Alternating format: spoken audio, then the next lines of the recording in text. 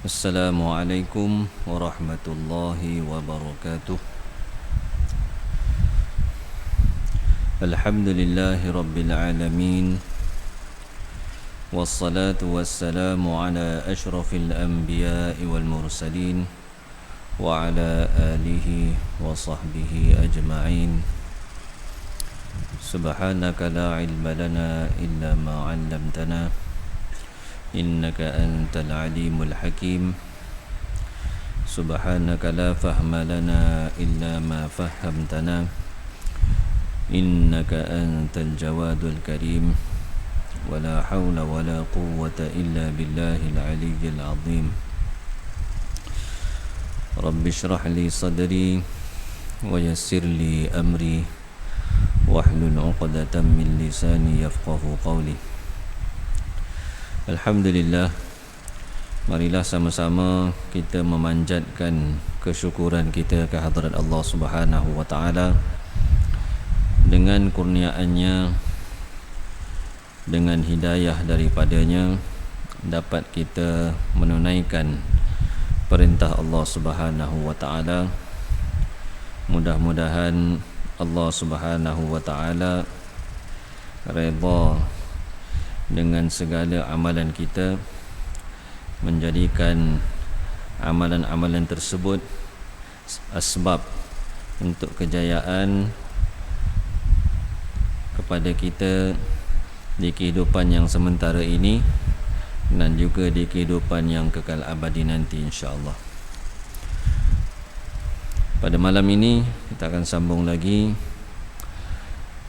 tajuk yang baru daripada kitab ini, berkenaan dengan hadis-hadis Nabi sallallahu alaihi wasallam yang dikategorikan sebagai jawami'ul kalim, yakni hadis-hadis Nabi sallallahu alaihi wasallam, sabdaan-sabdaan baginda sallallahu alaihi wasallam yang ringkas tetapi mempunyai makna yang mendalam.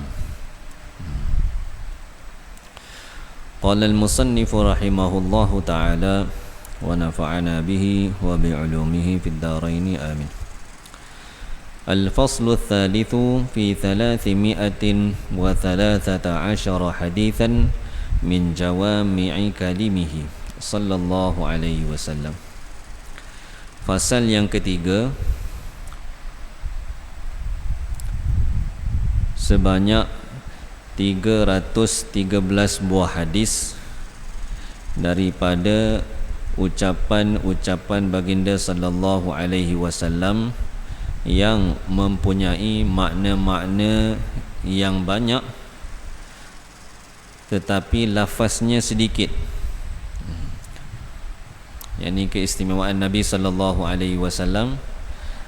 Nabi sallallahu alaihi wasallam dalam sabdaan baginda terkumpul banyak maksud walaupun lafaznya sedikit. Itu keistimewaan Nabi. Wa hiya ala adadir rusulil kirami, dan 313 itu adalah mengikut bilangan rasul-rasul yang mulia yang dilantik oleh Allah Subhanahu wa taala. Wa ahli badrin syumusil islami, dan juga bilangan para sahabat yang menyertai peperangan Badar. Mereka ini diumpamakan sebagai matahari Islam.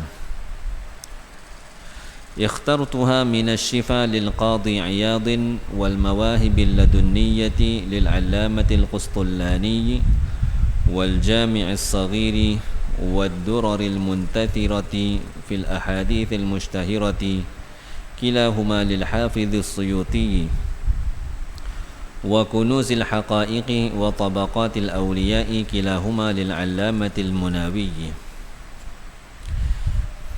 Yang saya telah memilihnya, kata pengarang kitab, saya telah memilih hadis-hadis tersebut daripada kitab Asy-Syifa karangan Qadhi Iyad, kitab Al-Mawahib Al-Ladunniyah karangan Al-Allamah Al-Qustullani, kitab Al-Jami' As-Saghir, dan juga kitab Ad-Duraril Muntathirati fil Ahaditsil Mushtahirah, kedua-duanya karangan Al-Hafiz As-Suyuti, dan kitab Kunuzil Haqaiq dan juga Tabaqatul Awliya, kedua-duanya karangan Al-Allamah Al-Munawi. Mereka-mereka ini semua orang-orang besar dalam bidang hadis. Jadi pengarang diambil hadis-hadis yang tersebut di dalam kitab-kitab pengarang-pengarang yang telah disebutkan tadi, dan beliau telah kumpulkan di dalam kitab beliau ini. Wa minal ma'lumi 'indan nasi kaffatan muwafiqina wa mukhalifina muslimina wa ghairu muslimina anna Rasulullah sallallahu alaihi wasallam afsahun nasi 'ala al-itlaqi wa lam yukhalif fi dhalika ahadun. Dan di antara sesuatu yang dimaklumi oleh semua orang, sama ada mereka itu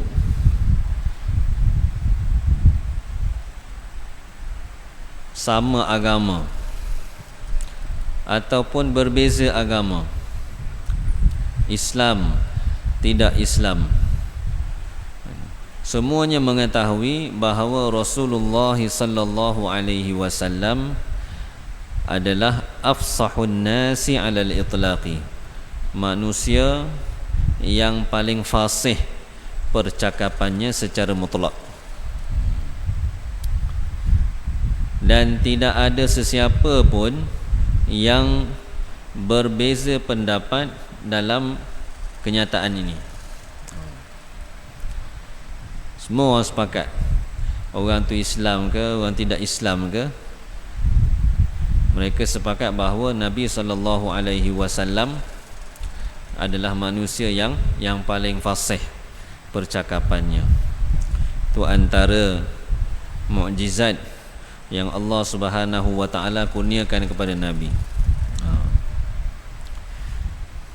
Sehingga pada zaman Nabi, kata-kata Nabi ini diibaratkan sebagai sihir, kerana cantiknya bahasa, indahnya bahasa yang digunakan oleh baginda sallallahu alaihi wasallam, khususnya ketika menyampaikan Al-Quran.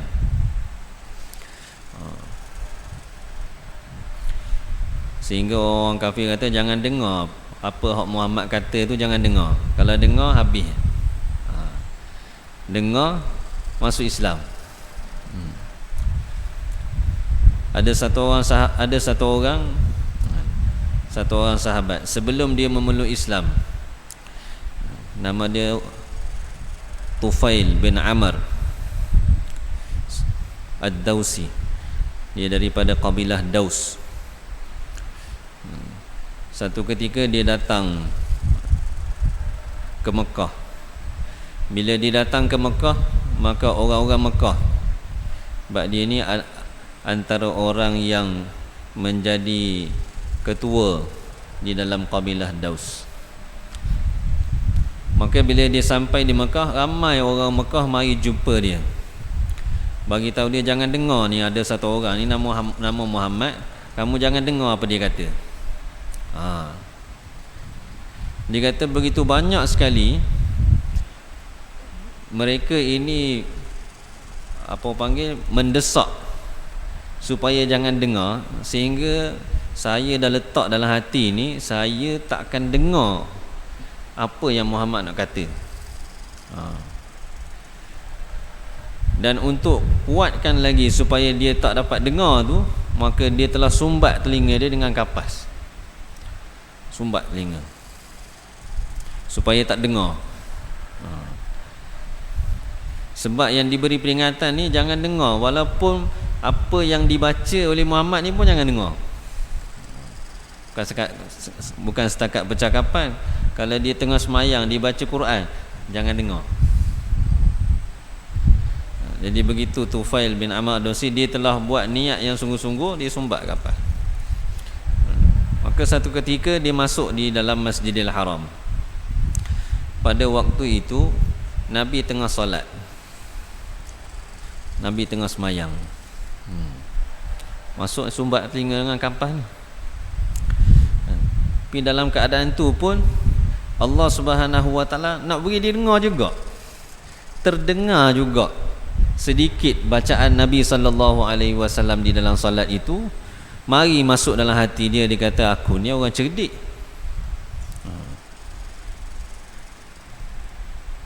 Bukan orang yang tidak cerdik, aku orang cerdik, orang terpelajar, orang yang pandai bahasa Arab. Apa salahnya kalau dengar? Mari dalam hati dia, apa salahnya kalau dengar? Kalau benda tu baik, aku boleh ikut. Kalau benda tu salah, aku boleh tahu. Sebab dia kata dia ini orang yang pandai bahasa. Maka dia pun dengarlah apa yang Nabi sallallahu alaihi wasallam baca. Bila dia dengar Nabi sallallahu alaihi wasallam baca, maka mari dalam hati dia, aku ni tak pernah dengar perkataan yang begitu cantik seperti ini. Dan perkataan ini tak mungkin datang daripada orang biasa. Orang ni mesti Nabi. Maka lepas tu dia pun jumpa Nabi, masuk Islam. Masuk Islam juga. Sebab apa? Sebab daripada apa yang keluar daripada lidah Nabi sallallahu alaihi wasallam. Maka kata pengarang, telah disepakati secara mutlak bahawa Nabi sallallahu alaihi wasallam adalah manusia yang paling fasih. Imam Asy-Syafi'i rahmatullahi alaih nak memahami bahasa Arab, maka beliau belajar bahasa Arab sahaja selama, tak silap saya, 10 tahun. Dia orang Arab dah. 10 tahun belajar bahasa Arab. Dan untuk belajar ni beliau telah masuk ke kawasan pedalaman. Ke kawasan pedalaman. Sebab apa? Nak belajar bahasa Arab yang wujud ketika wahyu diturunkan pada zaman Nabi. Bahasa Arab orang duduk bandar ni, dia oleh kerana orang luar mari masuk, jadi bahasa tu dia jadi tak original, tak pure. Imam Syafi'i pergi ke kawasan pedalaman, belajar bahasa, duduk di sana, dengar apa yang digunakan, perkataan-perkataan yang digunakan, semata-mata nak faham hadis Nabi sallallahu alaihi wasallam. Jadi kata musannif, wa hakaha murattabatan 'ala al-hurufi, dan ambillah hadis-hadis ini disusun mengikut huruf. Jadi beliau susun hadis-hadis di dalam kitab ini 313 tu disusun mengikut huruf, bermula daripada hamzah sampailah ke ya, ikut huruf-huruf hijaiyah. Qala Rasulullah sallallahu alaihi wasallam, utitu jawami'al kalimi. Bersabda Rasulullah sallallahu alaihi wasallam, utitu jawami'al kalimi, aku telah diberikan jawami'al kalim, perkataan-perkataan yang jami', yakni perkataan-perkataan yang mempunyai makna-makna yang tersirat, yang banyak. Sambungan hadis ini, waqtusira li al-kalamu ikhtisaran, dan aku telah diberi perkataan ataupun percakapan yang ringkas.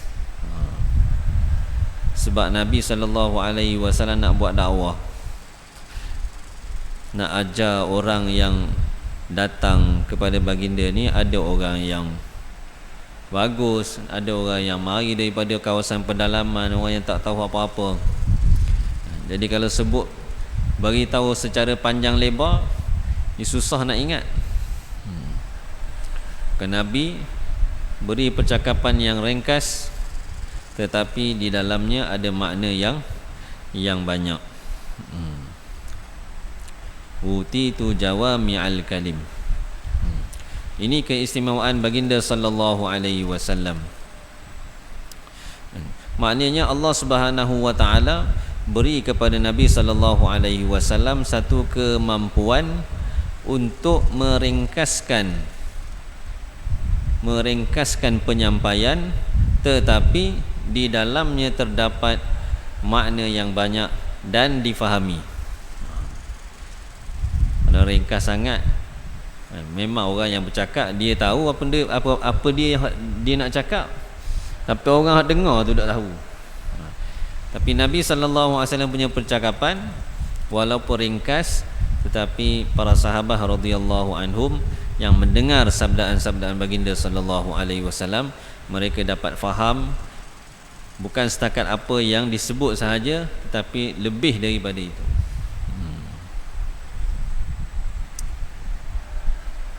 Hadis yang kedua, ittaqillaha fima ta'lamu. Ittaqillaha fima ta'lamu. Nabi sallallahu alaihi wasallam bersabda, takutlah kepada Allah Subhanahu wa taala pada perkara yang kamu tahu. Takutlah kepada Allah Subhanahu wa taala pada perkara yang kamu tahu. Maksudnya apa yang kita tahu, apa yang kita belajar, khususnya ilmu-ilmu yang berkaitan dengan fardu ain yang setiap orang wajib tahu, dalam ilmu itu kita perlu takut pada Allah Subhanahu wa taala. Dalam ilmu yang kita belajar apa yang Allah Taala suruh, dan juga kita belajar apa yang Allah Taala larang. Menjadi satu kefarduan atas setiap orang beriman. Ada perintah-perintah Allah Subhanahu wa taala yang bersifat wajib. Ada perintah-perintah Allah yang bersifat tidak wajib. Ada perkara-perkara yang Allah Ta'ala larang, haram kita buat. Ada perkara-perkara yang dilarang tapi tidak sampai ke tahap haram. Jadi dalam perintah-perintah Allah, dalam apa yang kita pelajari, dalam ilmu yang kita ada, maka di situ perlu ada sifat takut pada Allah Subhanahu wa taala.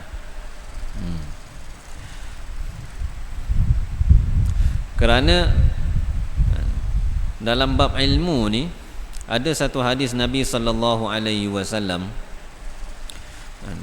Baginda sallallahu alaihi wasallam bersabda yang matannya lebih kurang, man izdada ilman wa lam yazdad hudan lam yazdad minallahi illa bu'dan. Man izdada ilman, barang siapa bertambah ilmu, pengetahuan dia tentang hukum hakam, perintah-perintah Allah Ta'ala, larangan-larangan Allah, banyak, tahu belaka. Walam yazdad hudan, tapi tidak bertambah hidayat. Ilmu yang dia ada, yang ditahu apa yang kena buat, apa yang tak boleh buat, tidak menjadikan dia itu bertambah hidayahnya, yakni tidak menjadikan dia itu satu orang yang dapat beramal dengan apa yang dia pelajari. Maka Nabi kata, lam yazdad minallahi illa bu'dan. Maka dia hanya bertambah jauh daripada Allah Subhanahu wa taala. Dia hanya bertambah jauh daripada Allah. Ilmu agama ni dia dahsyat. Bahkan ahli ilmu. Orang yang paling berat antara orang yang paling berat hisab dia ataupun soalannya nanti di hari akhirat. Sebab dia ada lebih daripada orang lain. Maksud daripada ilmu adalah untuk amal. Itu maksud utama. Kita belajar, kita tahu kita belajar fardu ain, kita tahu perkara-perkara yang wajib, tahu perkara-perkara yang haram. Tujuan dia untuk amal. Itu maksud utama dia. Maksud utama. Ada orang dia belajar supaya dia boleh sampaikan. Menyampaikan bukan maksud dalam ilmu. Menyampaikan bukan maksud di dalam ilmu. Maksud dalam ilmu kita ni adalah untuk taat, untuk amal. Habis tu macam mana? Menyampaikan itu adalah amanah di dalam ilmu. Ilmu yang Allah Ta'ala kurniakan kepada kita, maka menjadi satu tanggungjawab kepada kita untuk kita sebarkan, sampaikan kepada orang lain. Amanah. Tapi dia bukan maksud. Maksud utama dengan ilmu yang kita belajar, amal kita bertambah, taat kita bertambah, hubungan kita dengan Allah Ta'ala makin dekat. Maka itu Nabi SAW pesan kepada kita, ittaqillaha fima ta'lamu. Takutlah pada Allah pada perkara yang kamu tahu. Ni kamu dah belajar, dah tahu, takut pada Allah Subhanahu wa Ta'ala. Jangan sampai dengan ilmu kita menyebabkan kita ini jauh daripada Allah. Jauh daripada Allah. Dan supaya ilmu ini dapat bermanfaat pada diri kita, maka ulama kata kita ini perlu menjauhkan diri kita daripada perkara-perkara maksiat. Sebab perkara-perkara maksiat ini dia akan menghilangkan cahaya ilmu daripada hati kita. Dia akan menghilangkan cahaya ilmu daripada hati kita. Suatu ketika Al-Imam Asy-Syafi'i rahimahullahu ta'ala, beliau datang kepada gurunya yang bernama Waqi', satu syair yang masyhur. Imam Syafi'i kata, syakautu ila Waqi'in su'a hifzi fa arsyadani ila tarkil ma'asi wa akhbarani bi anna al-ilma nurun wa nurullahi la yuhda li'asi. Kata Imam Syafi'i, aku telah mengadu kepada guruku Waqi' tentang buruk hafalanku. Diriwayatkan bahawa Imam Asy-Syafi'i sekali beliau pernah terlihat betis satu orang perempuan tua. Terlihat betis satu orang perempuan tua. Lepas tu dia punya hafalan jadi susah. Maka kata dia, fa arsyadani ila tarkil ma'asi. Maka beliau telah memberi nasihat kepadaku supaya meninggalkan segala maksiat. Wa akhbarani bi anna al-ilma nurun. Dan beliau telah memberitahu aku bahawa ilmu itu cahaya. Wa nurullahi la yuhda li'asi. Dan cahaya Allah tidak akan dikurniakan kepada orang yang buat maksiat. Jadi ilmu, dalam ilmu agama ni dia ada cahaya. Cahaya ilmu inilah yang akan mendorong kita amalkan apa yang kita tahu. Dengan maksiat, cahaya itu akan terpadam. Cahaya itu akan terpadam. Bila cahaya itu terpadam, ilmu yang ada pada kita, walaupun kita tahu, kalau ditanya tahu belaka, tapi dia tidak dapat memberi apa-apa faedah kepada diri kita sendiri.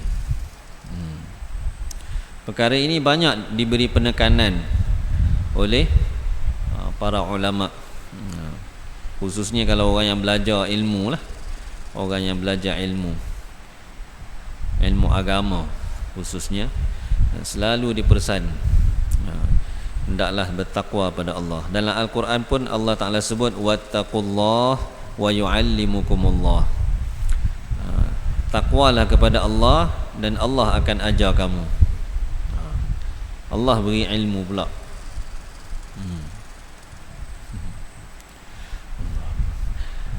Hadis yang ketiga,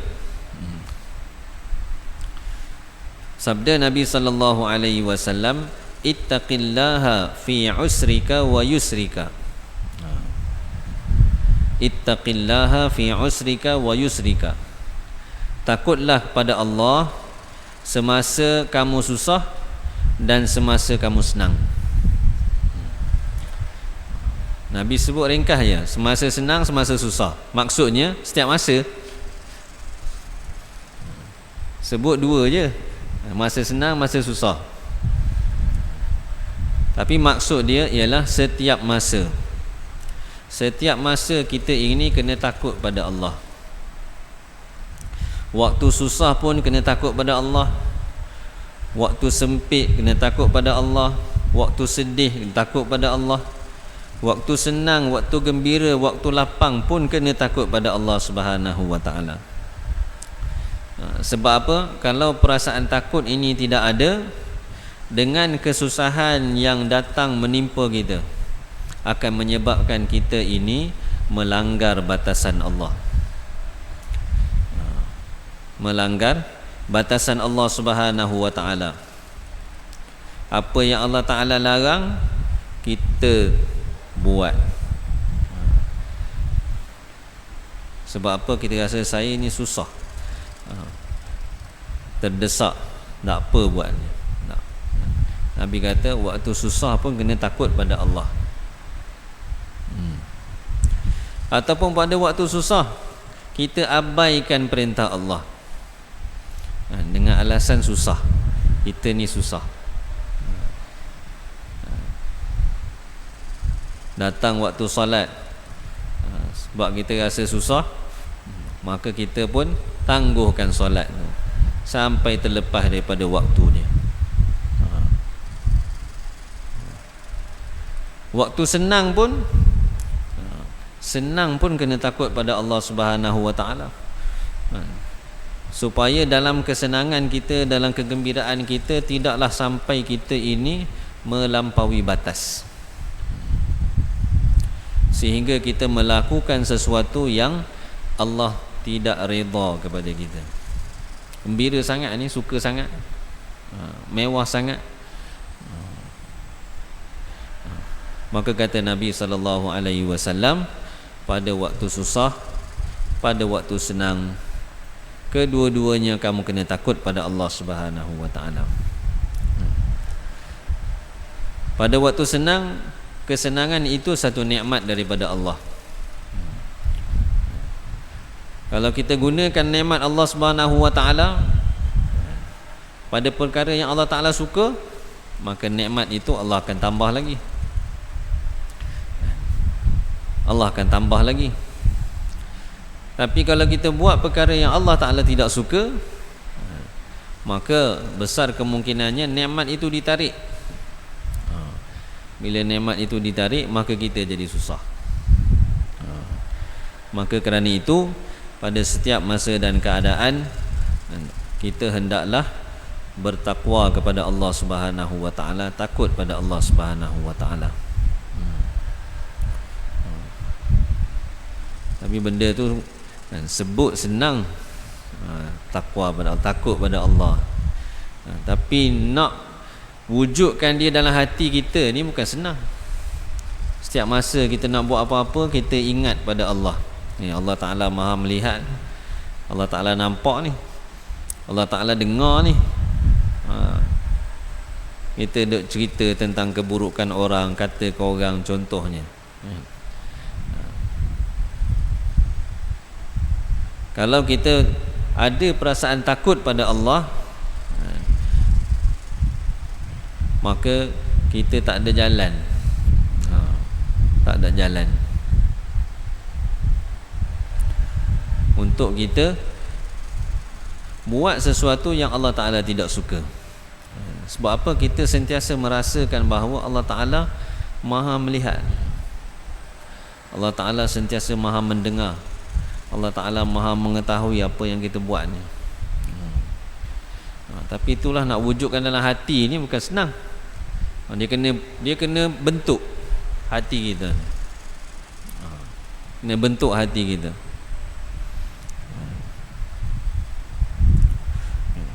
Hadis yang keempat, sabda Nabi sallallahu alaihi wasallam, ittaqu mawadhi'at tuhami, takutlah kepada tempat-tempat yang boleh membawa tuhmah. Tuhmah boleh juga kita nak terjemahkan kepada fitnah. Khususnya setiap orang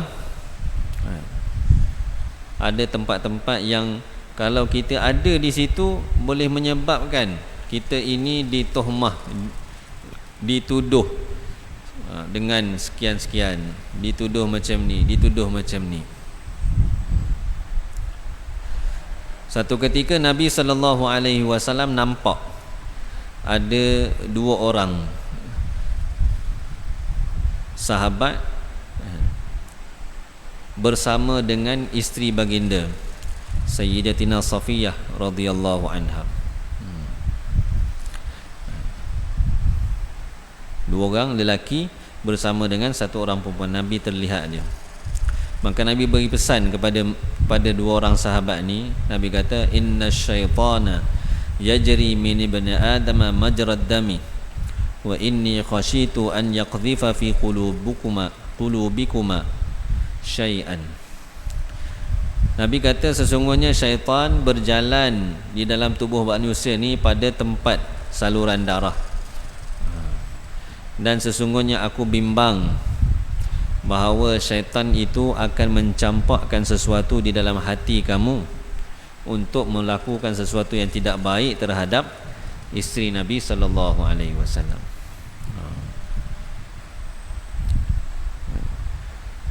Jadi setiap orang dia ada tempat-tempat dia, tak sama. Orang yang ada kedudukan yang tinggi di dalam agama, orang yang besar di dalam agama, ada tempat-tempat yang kalau dia duduk di situ menyebabkan boleh datang tuhmahan. Dia tak selayak dia duduk situ. Dia patut jaga diri dia daripada tempat-tempat yang seperti itu.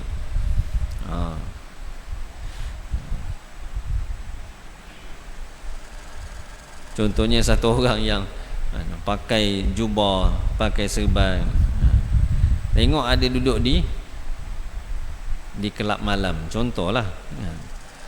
Di tempat yang tak sesuai untuk dia. Ni kalau orang tengok sekali tengok, kena pula zaman sekarang ni. Orang pandai ambil gambar, lepas tu dia viral. Dia tahu dah sebab apa, tak tanya. Itu bagi tahu. Lepas tu pakat kata belaka ramai-ramai.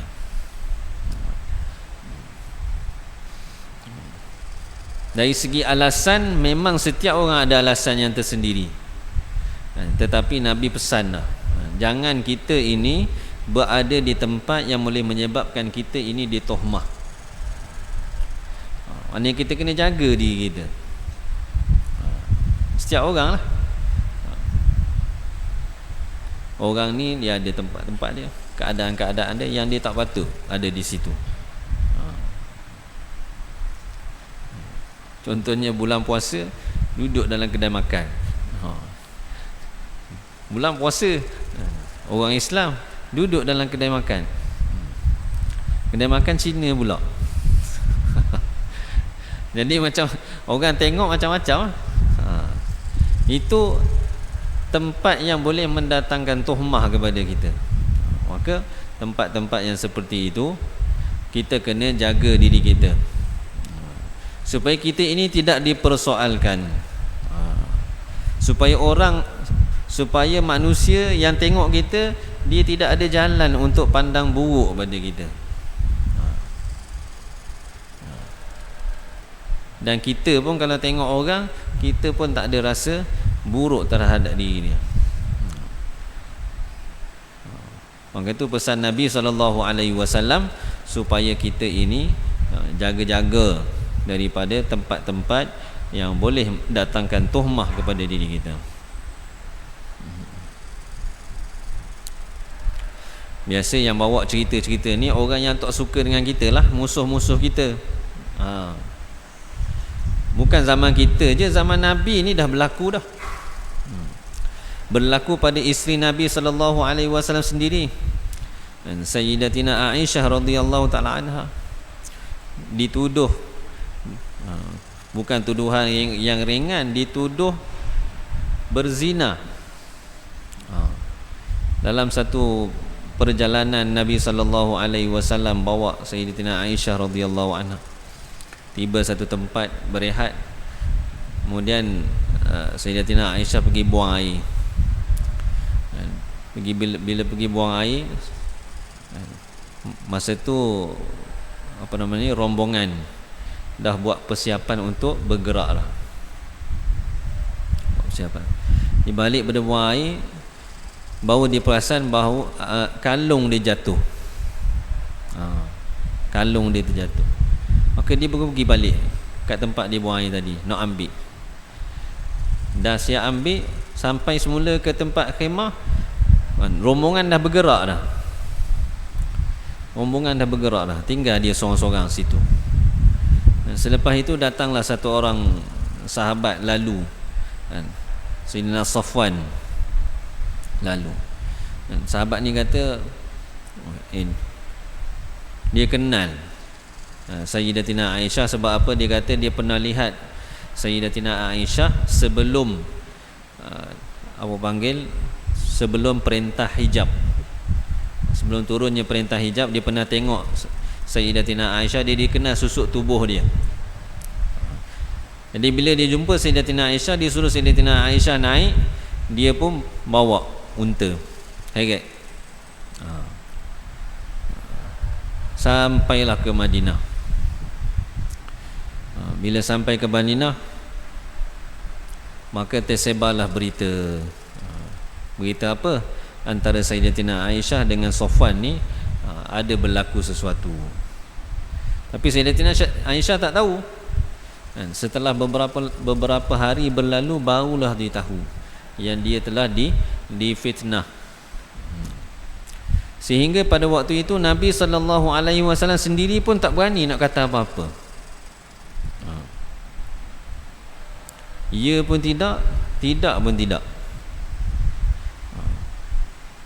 Beberapa hari, sehingga Allah sendiri turunkan wahyu, bersihkan Sayyidatina Aisyah radhiyallahu anha daripada fitnah tersebut. Di zaman sahabat, zaman Nabi lagi dah berlaku dah. Zaman kita ni lebih lagi lah. Allahu Akbar. Zaman kita dahsyat lagi. Hari-hari fitnah. Paling baik zaman ni tak tahu apa cerita, tu lagi baik daripada buka macam-macam cerita. Jadi kita yang rosak. Rosak apa? Hati rosak. Daripada tak tahu apa, jadi tahu belaka. Tahu hak baik tak apa, tahu hak buruk saja. Allahu Akbar. Khair. Hadis yang kelima. Sabda Nabi sallallahu alaihi wasallam, "Atammukum aqlan ashaddukum lillahi khaufan." Nabi sallallahu alaihi wasallam bersabda, orang yang paling sempurna akalnya di kalangan kamu ialah orang yang paling takut kepada Allah Subhanahu wa taala di kalangan kamu. Itu orang yang paling sempurna akal dia. Orang yang paling takut pada Allah, itulah orang yang paling sempurna akalnya. Satu orang sahabat tanya Sayyidatina Aisyah radhiyallahu taala anha tanya pada Rasulullah sallallahu alaihi wasallam, kat dunia ni apakah yang menyebabkan manusia itu jadi tinggi? Maksudnya ada kelebihan lebih daripada orang lain. Nabi kata dengan akal. Lepas tu tanya lagi, di akhirat pun akal juga. Maka Sayyidatina Aisyah tanya, kata lagi, bukan ke manusia ini akan dibalas mengikut kadar amalan? Macam mana akal yang akan menjadi sebab satu orang tu jadi tinggi kedudukan dia di akhirat? Maka Rasulullah sallallahu alaihi wasallam bersabda, wahai Aisyah, manusia ini dia buat amal mengikut kadar apa yang Allah Ta'ala beri akal kepada mereka. Manusia akan buat amal ikut kadar akal yang Allah Ta'ala kurniakan kepada mereka. Dengan kadar akal itu dia buat amal, dengan amal itu dia akan diberi balasan.